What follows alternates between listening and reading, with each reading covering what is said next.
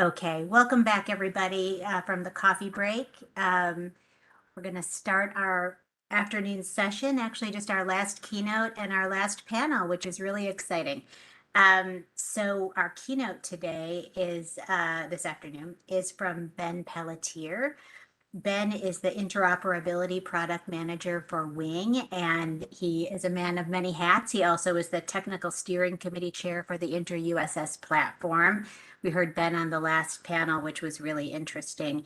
Ben's going to talk today about answering your questions about automated testing. That came up a lot yesterday. Open source test suite by the InterUSS Platform. So without further ado, I'm going to hand over to Ben. Jennifer. Yeah, thank you for your time to attend this presentation. I'm going to try to answer some of your questions about automated testing with the InterUSS Platform's open source test suite. Do we have the slides available?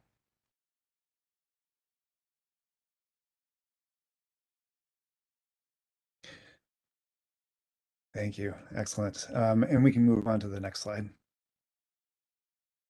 I'm Ben Pelletier, currently serving as the chairperson of the Technical Steering Committee on the InterUSS Platform. I'm the architect of some of the automated testing functionality and have helped coordinate a number of demonstrations using InterUSS technology. Next slide.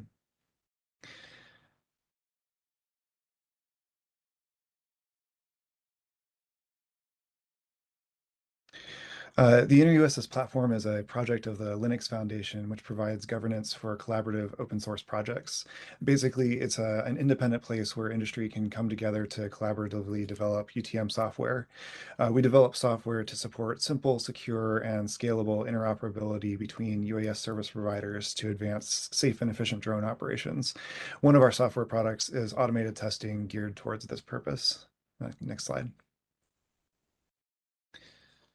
The motivation for automated testing starts at the fact that an authority like the FAA or EASA or an EU member state needs to verify that an applicant complies with all the necessary requirements before granting authorization to operate. Today, this is usually accomplished by manual checkouts. The authority will set a time period, sometimes weeks long, where the capabilities and behavior of the applicant will be verified by executing some known set of tests with some expected set of outcomes. But there are a number of problems with this approach, especially in checkouts where multiple service providers need to interoperate to satisfy the necessary requirements. Problems are often discovered during this checkout period because manually coordinating testing time is difficult. So the service providers haven't had the opportunity to rigorously test with all the other service providers prior to the checkout. Even outside interoperability, manual checkouts are difficult and expensive because they usually involve a large amount of human time and cross-organization coordination. Automated testing accomplishes these same objectives as a manual checkout, but is far easier and less expensive, which makes it possible to conduct them frequently to enable more frequent updates and detect regressions sooner. Next slide. I want to describe how automated testing works, but first let's look at how a manual checkout works. A regulator wants to know if some black box system works, so they have a test director conduct tests. For instance, the test director might tell the black box system, hey, I want you to create a flight. And then the test director might ask the black box system whether the flight is shown on the screen. Automated testing does this, next slide, by simply replacing the test director with a computer. Now the computer is the one who's instructing the black box to, for example, create a flight and then asking whether the flight is visible. Next slide. Of course, it wouldn't be a good idea to have the computer or the automated test driver in this diagram verbally request for things to happen or ask what is observed in the system. So we replace those verbal instructions with a simple standard RESTful web endpoint. This allows the automated test driver to actuate and sense the system through these blue line web interfaces without knowing anything about the specifics of the system on the other side of them. Meanwhile, the service provider's system is in the black dotted line over here, and it needs to be able to respond to the automated test driver's request to do something to the system or observe something about the system. This means a service provider that wants to be tested by the InterUSS automated testing framework needs to implement these red boxes. They listen for the automated test driver requesting an action or asking for information, and then they respond appropriately according to how the system under test works. Right now, these interfaces are specific to InterUSS, but we hope to develop them into standard interfaces in the next versions of the appropriate ASTM standards. Next slide. Here we have an illustration of a system performing remote ID. The service provider on the left has information about drones, and the display provider on the right wants to provide that information to its end user. InterUSS's automated test driver tool named USS Qualifier tests the system by first using the injection interface to ask the service provider on the left to pretend as if one of its users were flying a drone that was reported the provided telemetry. Then USS Qualifier uses the observation interface to ask the display provider on the right which flights one of its users would have seen if they looked at a particular area. If the requested flight is seen, then the test passes. Next slide. InterUSS designs automated test suites to verify a set of requirements. If we have the list of requirements that need to be tested for compliance on the left, then we try to design a set of simple test scenarios like those on the right that will cover all the necessary requirements. Next slide.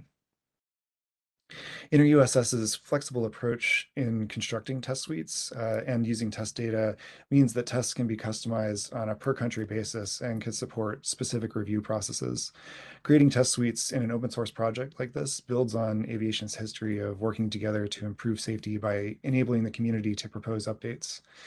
For instance, if a problem is discovered, even though a system passed all the existing tests, we can just add a scenario or update an existing scenario to detect that problem, and then the entire industry, as well as the regulator, benefits from that improvement.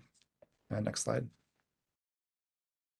The main artifact produced by a USS Qualifier run is a test report in JSON format. It contains a top-level indication of success that can be used as a simple, clear prerequisite for promoting changes into production. It also records the precise version of the code base, test suite, and configuration for the test run to ensure that we have really strong traceability to how the test was run. When tests fail, it also includes detailed information about exactly what was happening leading up to the failure and exactly what was measured and what was checked to determine that that actually indicated a failure.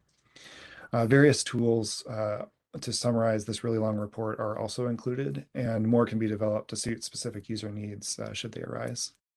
Next slide.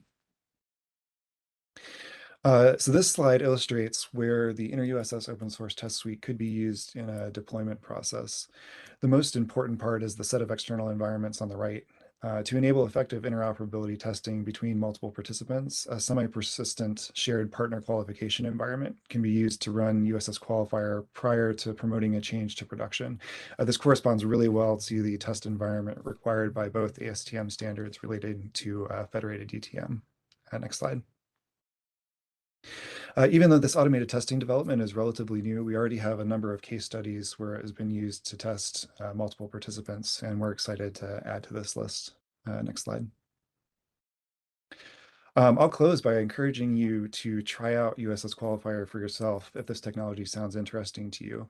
If you have Docker installed on a POSIX system like Linux or Mac, it should only take a few commands, like 2 or 3, to bring up and test a full mock UTM ecosystem on your local machine. Other systems, including Windows, should work as well with the appropriate supplemental tools like a bash interpreter. We would love to have more contributors, so please reach out via the mailing lists or Slack if you have any questions or comments. All the information I've presented here, along with instructions for running USS Qualifier yourself and contact information for further discussion, can be found at the website links below. Thank you for your time. Thanks, Ben. That was excellent. And again, so if people want to reach out to you and get involved in this work, what's the best way to do that? There are mailing lists associated with the InterUSS platform. They're listed on the InterUSSplatform.org. That's probably the best way. We also have a Slack workspace for more real-time collaboration as well. Excellent. Thanks for all your good work on